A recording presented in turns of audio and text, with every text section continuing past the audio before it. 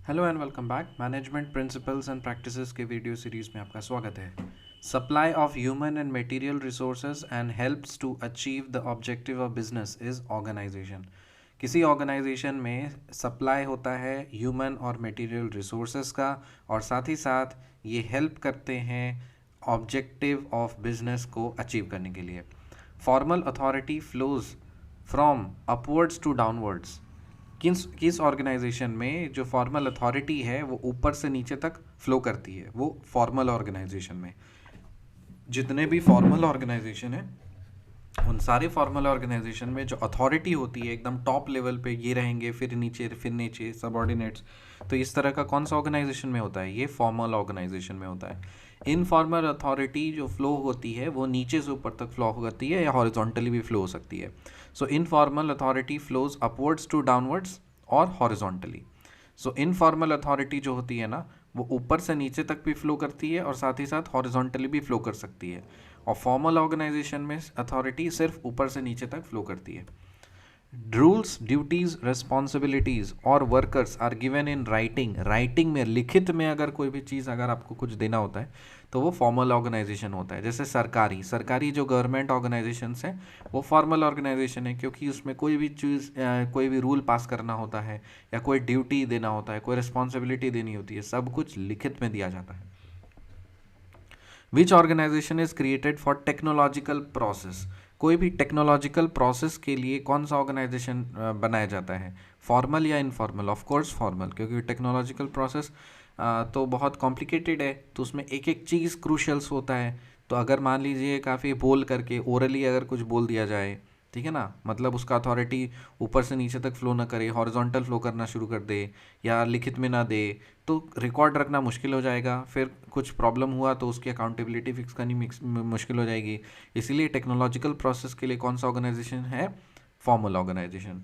Which organisation arises from man's quest for social satisfaction. जो social, एक social satisfaction वाला जब चीज़ आता है ना, तो वहाँ पे बहुत ज़्यादा रिजिड और फॉर्मल वहाँ पे वर्क नहीं करता। सोशल सेटिस्फैक्शन अगर आपको चाहिए तो इनफॉर्मल ऑर्गेनाइजेशन बेटर है। Which type of organisation is permanent and stable? Formal organisation. जैसे गवर्नमेंट ऑर्गेनाइजेशन वो परमानेंट है और वो स्टेबल है, इसीलिए लोग गवर्नमेंट जॉब्स की तरफ जाते हैं, ताकि प्राइवेट ऑर्गेनाइजेशन में कब कब क्या हायर कर देंगे, सब फायर कर देंगे, पता नहीं चलेगा, है ना। ले ऑफ कर देते हैं जब मन तब, तो स्टेबिलिटी होती नहीं है, सैलरी कट जाता है, कम हो जाता है। लेकिन गवर्नमेंट में ऐसा नहीं होता, वो परमानेंट नेचर का है, स्टेबल है। सो that is why first preference for all the people of generally middle class is government organisations. Which type of organization gives importance to terms of authority and functions?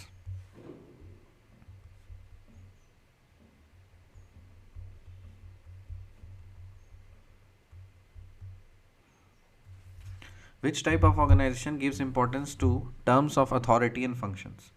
कोई authority और functions का मतलब इस पे कौन सा organisation ज़्यादा importance देती है? अथॉरिटी पे, अथॉरिटी और फंक्शंस पे, तो वो है formal organisation.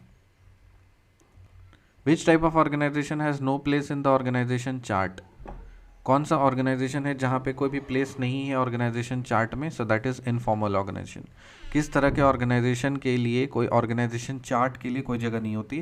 That is informal organisation. Decision making is the selection based on some criteria from two or more alternatives is defined by Terry.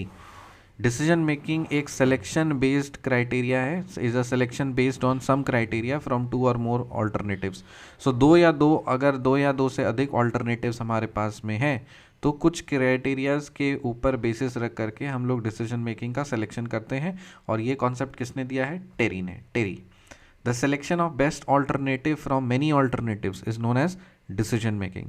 देखिए, डिसीजन मेकिंग, कोई भी डिसीजन सही या गलत नहीं होता है। हमेशा सारे डिसीजंस या तो अच्छे डिसीजंस होते हैं या बुरे डिसीजंस होते हैं। सही डिसीजन गलत डिसीजन नहीं होता, because there is nothing absolute. कोई जो चीज़ सही है मेरे लिए वो हो सकता है दूसरे के लिए गलत हो। तो इसीलिए कोई भी डिसीजन एब्सोल्यूटली करेक्ट और एब्सोल्यूटली रॉन्ग नहीं होता है। We have to choose the best alternative from many alternatives possible. तो उस प्रोसेस को बोलते हैं decision making. Deal with routing and repetitive process is a programmed decision.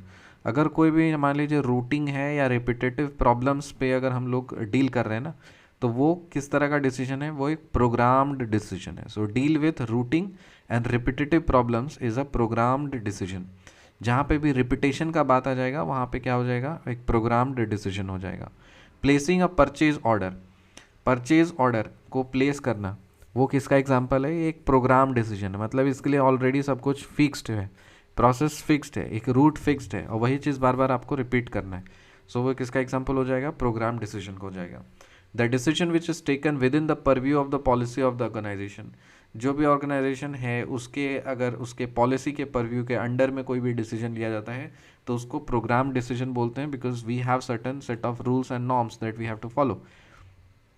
The decision taken by the lower level management, जो lower level management जो decision लेते हैं वो कैसा डिसीजन लेते हैं, so that is a programmed decision. वो program decision होता है क्योंकि lower level management decision making नहीं करते, मतलब जो उसका उनको डिसीजन सिर्फ वही लेना पड़ता है जो ऑलरेडी उनके लिए डिफाइंड है, वो अपने मन से कुछ अपना क्रिएटिविटी नहीं कर सकते. इसीलिए लोअर लेवल मैनेजमेंट का जो डिसीजन होता है वो एक प्रोग्राम्ड डिसीजन होता है, ऑलरेडी सेट ऑफ रूल्स है उनके पास, उसी को देख के डिसीजन लेना है.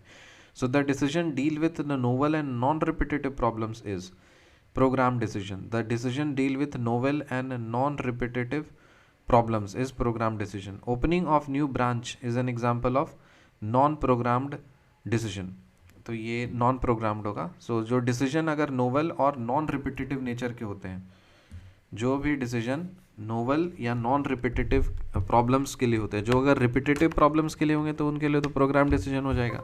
लेकिन कोई भी डिसीजन अगर मान लीजिए नया है, नोवल मतलब नया है, या फिर नॉन रिपीटेटिव है, तो उस तरह के जो डिसीजन है वो नॉन प्रोग्राम डिसीजन के कैटेगरी में आएंगे.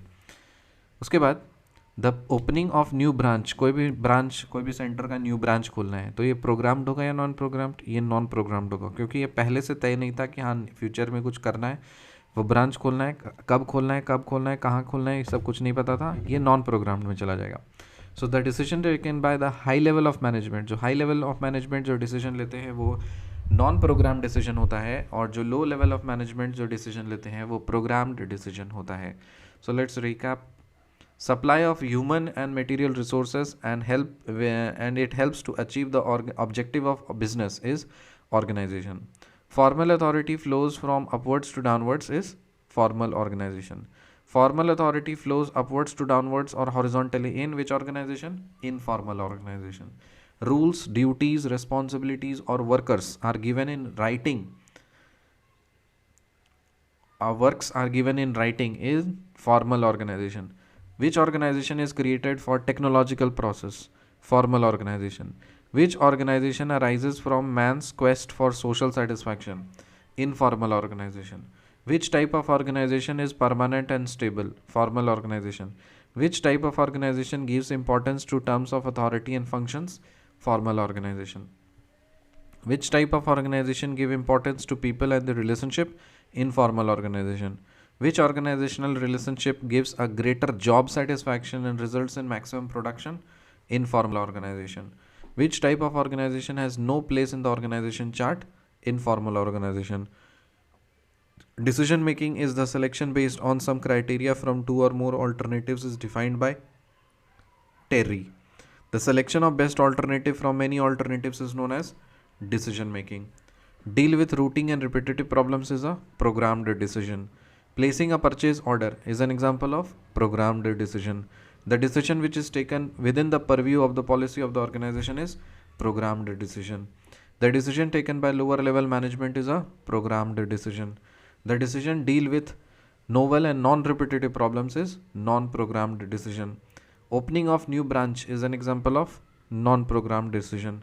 The decision taken by high level of management is non-programmed decision. मिलते हैं आपसे अगली वीडियो में, तब तक के लिए बाय.